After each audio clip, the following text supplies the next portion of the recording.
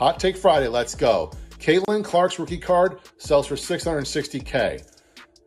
Any of you at this point who are still doubting her impact or what she does or who she is or what her branding is, just stop it.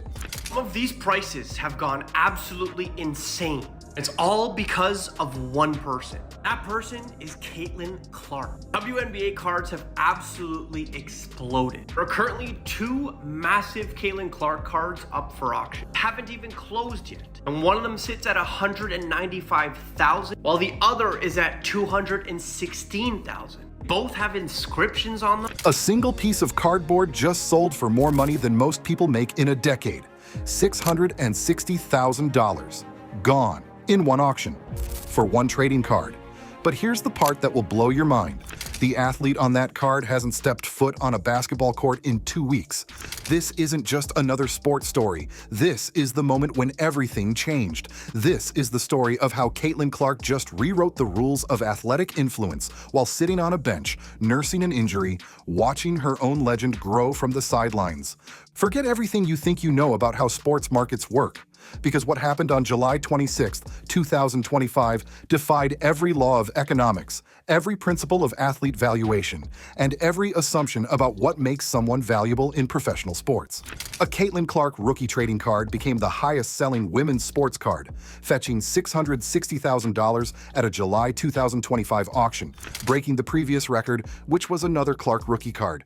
But here's where this story takes a turn that will leave you questioning everything you thought you knew about sports marketing and athlete influence. This wasn't just any record. This trading card became the most expensive piece of women's sports memorabilia ever sold. The card that sold was a signed 2024 Panini WNBA rookie card, a one-of-one collectible that represents something far more significant than basketball statistics. But here's what nobody is talking about, and what makes this story so much deeper than just another expensive card sale. The woman whose signature is on that $660,000 piece of cardboard hasn't played basketball in nearly 2 weeks. A right groin sprain suffered in a game on July 15th has forced Clark out of the All-Star game, where she was the leading vote-getter in fan balloting. How does an injured athlete become more valuable when they're not even playing? The answer will shock you, and it reveals something about the modern sports landscape that nobody wants to admit. Let me paint you a picture that should be impossible in professional sports. Clark is averaging 16.5 points, 8.8 assists, 5.0 rebounds this season, elite numbers by any standard. Harrington all over her. Clark eyes up. Bounces to Boston. Boston one-on-one with Jones, will flip it in. But here's the kicker that makes this story extraordinary. She's been more absent than present, dealing with a series of injuries that have kept her off the court for significant stretches.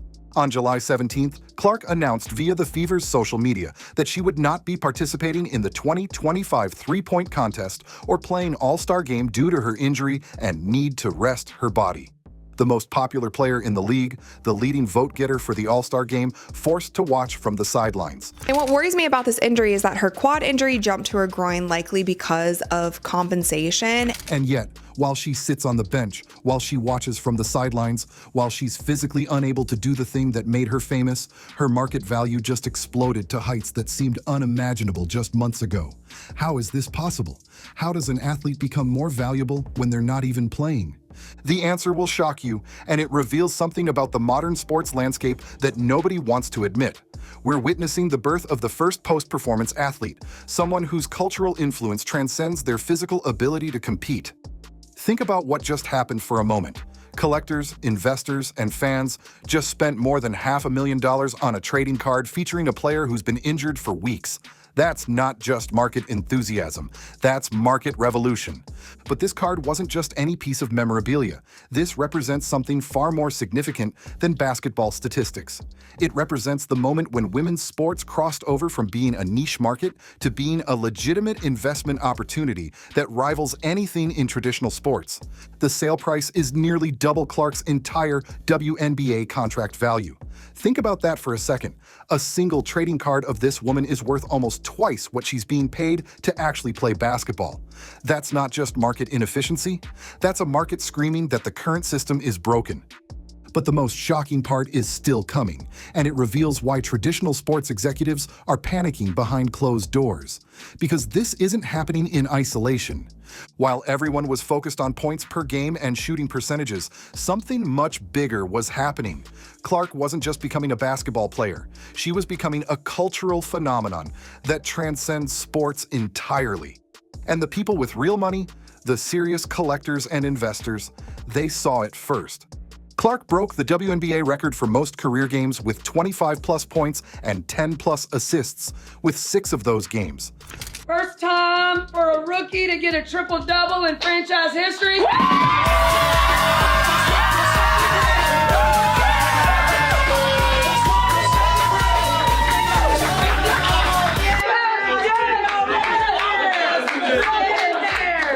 But records like that are just numbers on a stat sheet.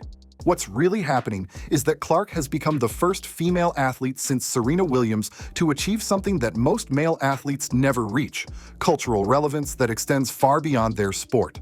The card market doesn't lie. When collectors are willing to spend $660,000 on a rookie card, they're not just buying cardboard. They're buying into a future where this athlete becomes a household name for decades to come. They're betting that 5, 10, 15 years from now, Caitlin Clark will be mentioned in the same breath as Jordan, LeBron, and Tiger. And here's the kicker that nobody wants to talk about. This astronomical sale happened while she's dealing with injury concerns that have kept her off the court.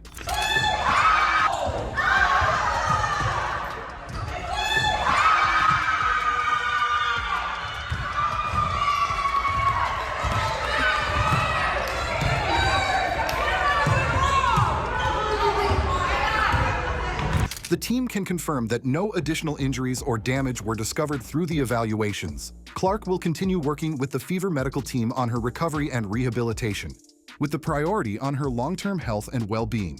There is no timetable available for Clark's return. Read that again. No timetable for return. The most valuable player in women's basketball has no scheduled comeback date. And in the middle of this uncertainty, her memorabilia just set a record that obliterated her previous mark. This defies every rule of sports marketing that we thought we understood. Think about any other athlete in any other sport. When they get injured, when they miss games, their stock typically drops. Fans lose interest. Media coverage decreases. Endorsement deals suffer. But not Caitlin Clark. This suggests something that goes far beyond basketball talent, far beyond on-court performance, and into the realm of pure cultural influence. Let's talk about what this $660,000 sale really means in the context of Clark's unprecedented impact on professional basketball. Clark was the first player in WNBA and NBA history to record 25 points, 10 assists, 5 rebounds, 5 steals, and 5 blocks. And that is the 19th assist for Caitlin. These aren't just good numbers. These are historically unprecedented combinations that rewrite what we thought was possible. But here's what the mainstream media isn't telling you, and what makes this story so much bigger than just one expensive card sale. Clark was the first player in WNBA history to be named Player of the Month and Rookie of the Month in the same month, and the first player in WNBA history with 20-plus points, 15-plus assists, and 5-plus rebounds in a game. She's not just breaking records, she's creating entirely new categories of achievement, and collectors are treating her memorabilia like they're buying stock in the next Amazon or Apple. Why? Because they understand something that traditional sports analysts are missing. You would have to further explain what dominance means for you to not sit here and say that a player who is leading the league in assists while averaging 19 to 20 points didn't dominate that season. This isn't happening in isolation. This is part of a pattern that suggests we're witnessing the birth of something unprecedented in women's sports. Her numbers for the month of July are historic: 20.3 points, 7.7 rebounds, and 12.3 assists per contest. If she continues her recent success, Clark will own the WNBA's first ever 20-point and 10-assist month. But these statistics, impressive as they are, only tell part of the story.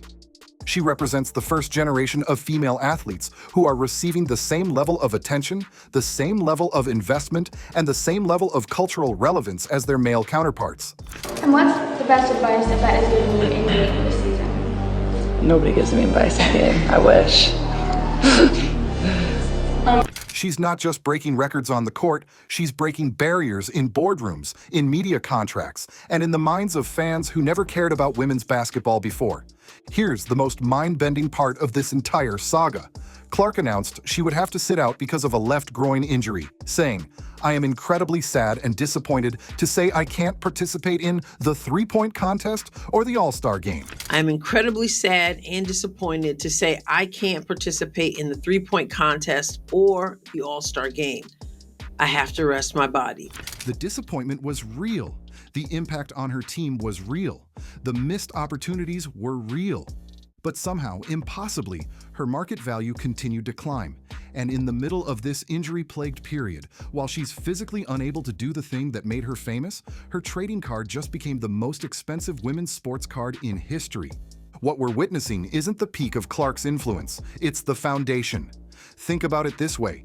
If her rookie cards are selling for $660,000 while she's injured and sitting on the sidelines, what happens when she's healthy again? What happens when she's playing at full strength for a full season? What happens when she starts winning championships? After some early struggles, Clark established herself as one of the most prolific scorers and passers in league history. She averaged 19.2 points, 8.4 assists, and 5.7 rebounds per game. With those numbers, she led the WNBA in assists per game, was 7th in scoring, and 19th in rebounding. Clark set franchise records for most double-doubles in a season and most three-pointers in a season, but those are just Indiana Fever records. What she's really done is rewrite the entire business model of women's professional sports. Caitlin Clark didn't just break a trading card record, she broke a ceiling. She broke a barrier. She broke the old rules about what was possible for female athletes in terms of market value, cultural influence, and investment potential. The $660,000 card sale is proof that the revolution is already here. It's proof that fans, collectors, and investors are ready to put their money where their mouth is when it comes to supporting women's sports. It's proof that the future of sports isn't just male-dominated leagues fighting for attention.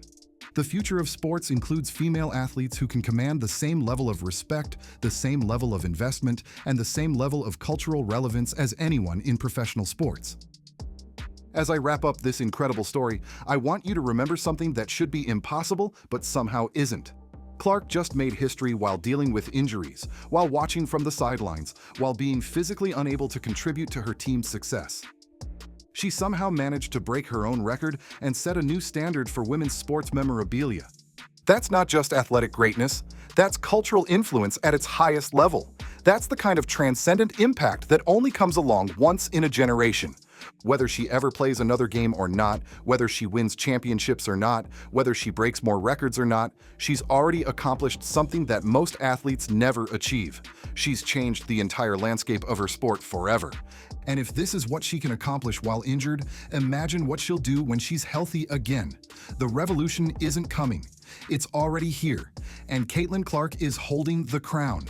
Do you believe Caitlin Clark is rewriting the rules of sports history? Write in the comments right now, and make sure you hit that subscribe button and ring the notification bell.